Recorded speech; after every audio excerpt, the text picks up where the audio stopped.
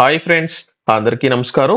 తెలంగాణ ప్రభుత్వం ఎంతో ప్రతిష్టాత్మకంగా ప్రారంభించిన ఇందిరమ్మ ఇల్లు ఈ పథకానికి సంబంధించి ఒక షాకింగ్ అప్డేట్ అయితే రావడం జరిగింది. ప్రస్తుతానికి ఈ యొక్క ఇందిరమ్మ ఇల్లు పథకానికి సంబంధించి మరొక 6 నెలల తర్వాత ప్రారంభించబోతున్నట్లు సమాచారం రాగా, దీనికి సంబంధించి ఎందుకు లేట్ అనేది అవుతుంది, అలాగే దీనికి సంబంధించి ఇప్పటివరకు ఎన్ని అప్లికేషన్ అనేది రావడం జరిగింది, అలాగే ఇందులో కొన్ని అప్లికేషన్ అనేది రిజెక్ట్ అనేది చేయడం జరిగింది. ఎవరికి ఈ యొక్క అప్లికేషన్ అనేది రిజెక్ట్ అనేది చేశారో, అలాగే దీనికి సంబంధించిన పూర్తి సమాచారం ఇప్పుడు నేను మీకైతే తెలియజేస్తాను. ఇంకా ఎవరైనా సరే మన టాక్ షో ఛానల్ సబ్స్క్రైబ్ చేయకపోయినట్లయితే వెంటనే సబ్స్క్రైబ్ చేయండి. అలాగే ఈ యొక్క వీడియోను లైక్ చేయడం మాత్రం మర్చిపోవద్దు. అలాగే మీరు ఆన్‌లైన్‌లో డబ్బులు సంపాదించాలి అనుకున్నట్లయితే డిస్క్రిప్షన్‌లో నేను మీకు ఒక లింక్ ఇచ్చాను. ఆ యొక్క లింక్ ద్వారా మీరు మీ యొక్క ఫ్రెండ్‌ని రెఫర్ అనేది చేస్తూ ప్రతి ఫ్రెండ్ నుంచి మీరు రూ. 100 అనేది ఉచితంగా ఎర్న్ అనేది మీరైతే చేయొచ్చు. లింక్ డిస్క్రిప్షన్‌లో ఇచ్చాను. ఒకసారి అయితే చెక్ చేయండి.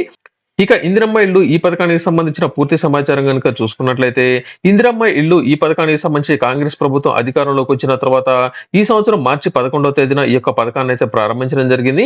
ఈ యొక్క పథకాన్ని ప్రారంభించిన తర్వాత దీనికన్నా ముందుగానే ఎవరైతే ప్రజాపాలనలో వీరికి సంబంధించిన అప్లికేషన్ అనేది పెట్టుకున్నారో అటువంటి వారందరికీ సంబంధించిన వారికి సంబంధించిన వివరాలను అయితే సేకరించడం జరిగింది.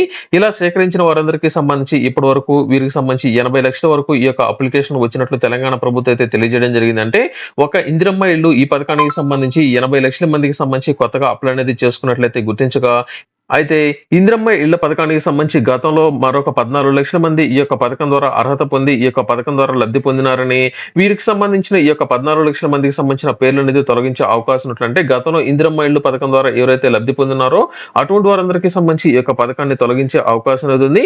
అయితే ఈ యొక్క పథకానికి సంబంధించి 14 లక్షల పేర్లు అనేది తొలగించగా మరొక 66 లక్షల మందికి సంబంధించిన ఈ యొక్క అప్లికేషన్ ఉన్నట్లు అధికారులు అయితే తెలియజేశారు. ఈ యొక్క 66 లక్షల మందికి సంబంధించిన అప్లికేషన్లు కూడా ప్రస్తుతం ఎన్నికల కారణంగా ఈ యొక్క పథకాన్ని వాయిదా వేస్తున్నట్లు, ఎన్నికలు పూర్తనేది అయిన వెంటనే వీరన్నిటికి సంబంధించిన ఆన్‌లైన్‌లో డేటా ఎంట్రీ అనేది చేసిన తర్వాత వీరిలో లబ్ధిదారులకు సంబంధించి ఎలిజిబిలిటీ అనేది ఉందా లేదా అనే విషయాలను వెరిఫై అనేది చేసి ముందుగా గ్రామీణ ప్రాంతాల్లో ఎవరైతే అప్లై అనేది చేసుకున్నారో ఆ యొక్క గ్రామీణ ప్రాంతాల్లో వీరికి సంబంధించిన లిస్ట్ అనేది తయారు చేసి ముందుగా గ్రామీణ ప్రాంతాల్లో ఈ యొక్క ఇందిరమ్మ ఇళ్ల పథకాన్ని అయితే ప్రారంభించడం జరుగుతుంది.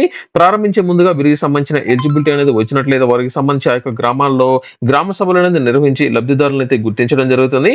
ఈ యొక్క ఎన్నికల పూర్తి అనేది అయిన వెంటనే వీరికి సంబంధించిన ఈ యొక్క ప్రాసెస్ అనేది స్టార్ట్ అనేది చేసిన తర్వాత, అలాగే వీరికి సంబంధించిన వెరిఫికేషన్ అలాగే ఫైనల్ లిస్ట్ అనేది రావడం కోసం ఎన్నికలు పూర్తయిన తర్వాత మరొక 3 లేదా 4 నెలల సమయం అనేది పడుతుంది. కాబట్టి అంటే మనకు ఈ యొక్క సంవత్సరానికి సంబంధించిన చివరాఖరులో ఈ యొక్క పథకానికి సంబంధించిన ఇందిరమ్మ ఇళ్ల పథకానికి సంబంధించిన లబ్ధిదారులకు ఇళ్ల పట్టాలు అనేది అందజేయడంతో పాటు వారందరికీ సంబంధించి ఇళ్ల నిర్మాణ పనులు అయితే ప్రారంభించడం జరుగుతుంది. ఇంకా ఎవరైనా సరే ఇందిరమ్మ ఇళ్ల పథకానికి సంబంధించి రిజిస్ట్రేషన్ చేసుకోవాలనుకున్నట్లయితే ప్రజాపాలన ప్రస్తుతానికి అందుబాటులో లేదు. కాబట్టి ఎన్నికల పూర్తి అనేది అయిన వెంటనే మీకు సంబంధించి ఈ యొక్క ఇందిరమ్మ ఇళ్ల పథకానికి మీరైతే అప్లై అనేది చేసుకోండి.